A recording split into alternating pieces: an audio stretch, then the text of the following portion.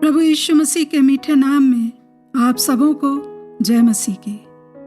प्रभु यीशु मसीह के द्वारा बोले गए पहाड़ी उपदेश के धन्य वचनों में आज मत्ती 5:10 वचन से 12 वचन पर हम मनन करेंगे।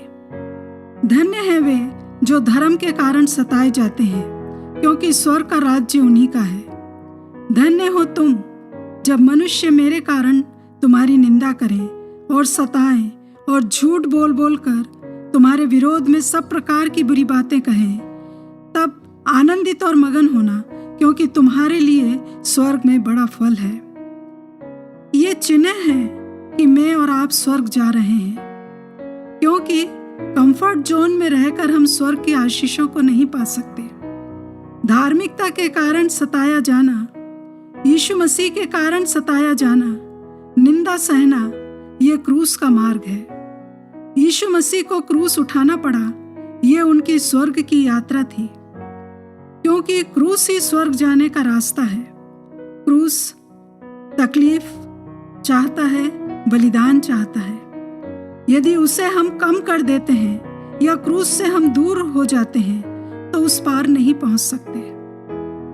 पृथ्वी के हाकिम जो उस समय थे और जो सूबेदार था, वे यीशु और चेलों के विरुद्ध बोल रहे थे।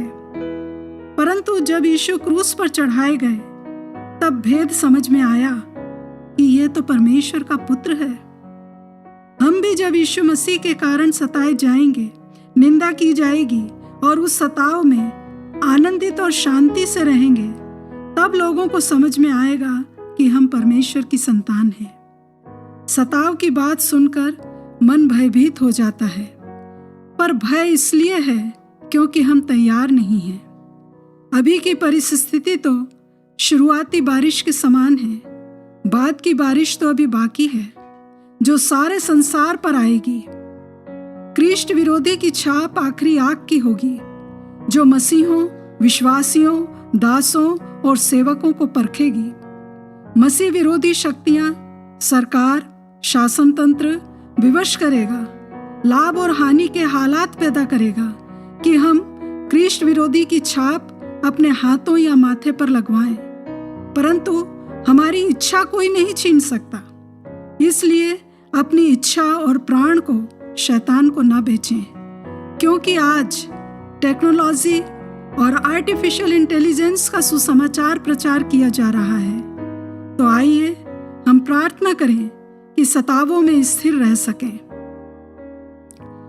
पिता परमेश्वर, हम प्रार्थना करते हैं कि जब कभी सताव हम पर आता है, हमारे साथ बुरा व्यवहार किया जाता है या हमारे साथ अन्याय होता है, तब हमें सताव के लिए तैयार रहने का अनुग्रह दें। चाहे वो मसीहों की ओर से हो, परिवार के लोगों की ओर से हो या बाहर के लोगों की ओर से हो, प्रभु हमें अनुग्रह दें कि जो कुछ हमारे साथ हो रहा है उसे हम बदल तो नहीं सकते, परंतु उन परिस्थितियों में सही व्यवहार करना सिखाइए।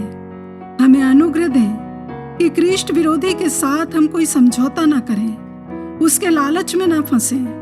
अपने विश्वास के लिए संघर्ष करने की सामर्थ हमें दें। आत्माओं को परखने के लिए बुद्धि और समझ को खोलें। हमें अनुग्रह दें पिता कि चाहे कितना भी अत्याचार हो, लालच दी जाए, हिम्मत तोड़ी जाए, हम आशा और विश्वास न छोड़ें।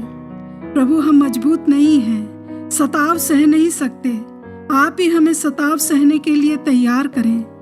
प्रभु यीशु, आप हमें बुला रहे हैं, अनुग्रह दें कि हम आपके पास आ जाएं। ऐसा मन दें, नहीं तो हम हमेशा के लिए खो जाएंगे।